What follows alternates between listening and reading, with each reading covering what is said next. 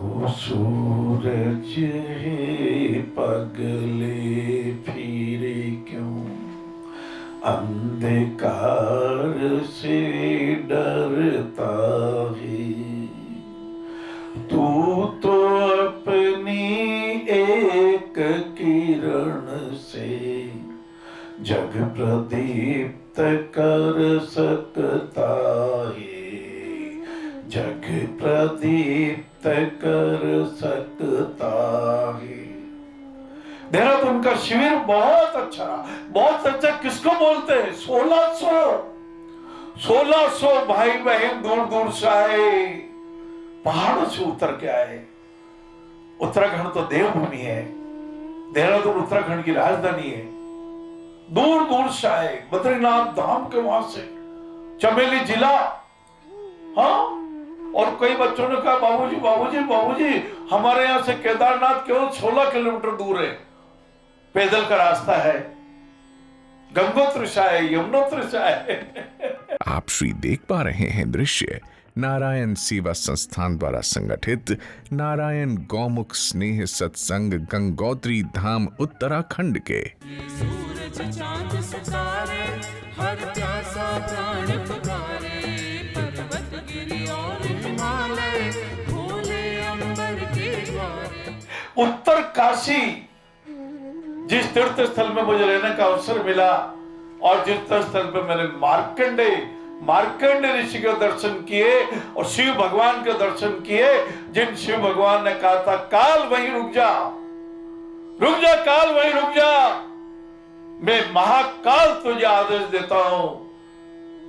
विधि के विधान ने, ब्रह्मा जी ने इस बालक की उम्र केवल 6 साल लिख के भेजी थी, पर मैं इसको अमर करता हूं, अमर करता हूं, अमर करता हूं। अमर हो गए, आज भी संभव है।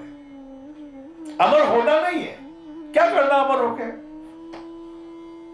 अपने को सुखायु रहना है और कुछ दीर्घायु रहना है। 90 साल, 95 साल, 92 साल।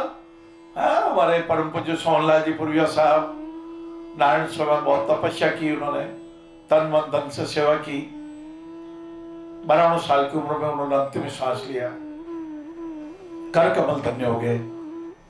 जब उनके कर कमल में मेरे कर कमल थे, अंगुलियों को कस के पकड़ लिया और 1.5 मिनट बाद लगा अंगुलियां छूट गई।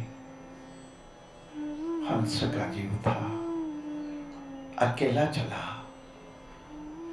अकेला ही जाना है, कोई साथ में नहीं आता।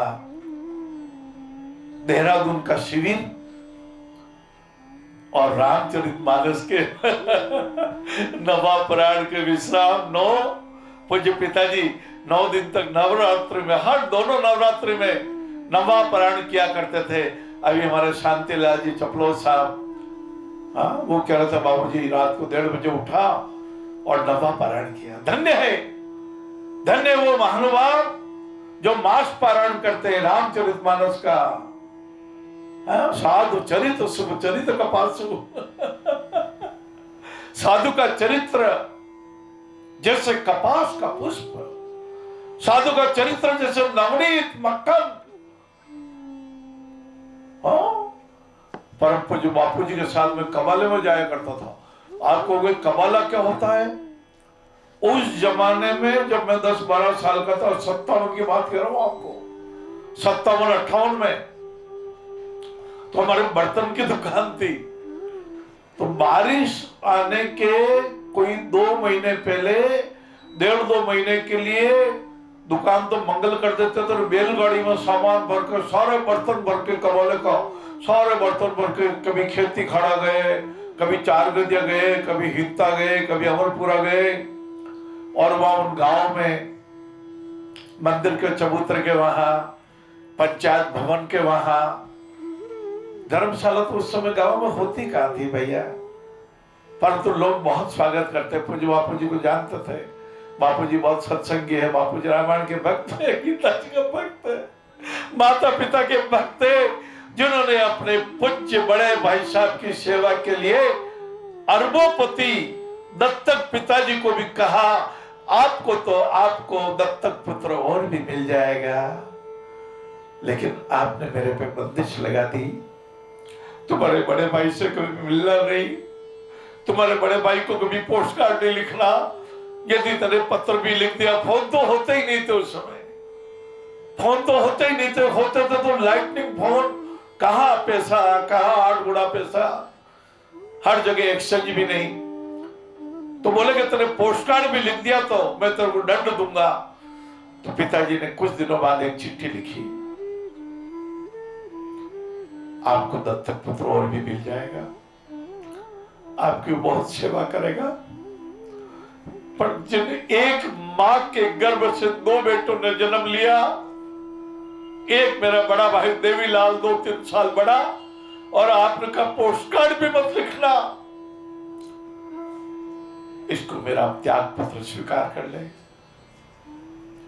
मैं लिख करके त्याग पत्र दे रहा हूं, मैं मेरे बड़े भाई के पास जा रहा हूं, मैं नहीं रह सकता अपने बड़े भाई के बिना।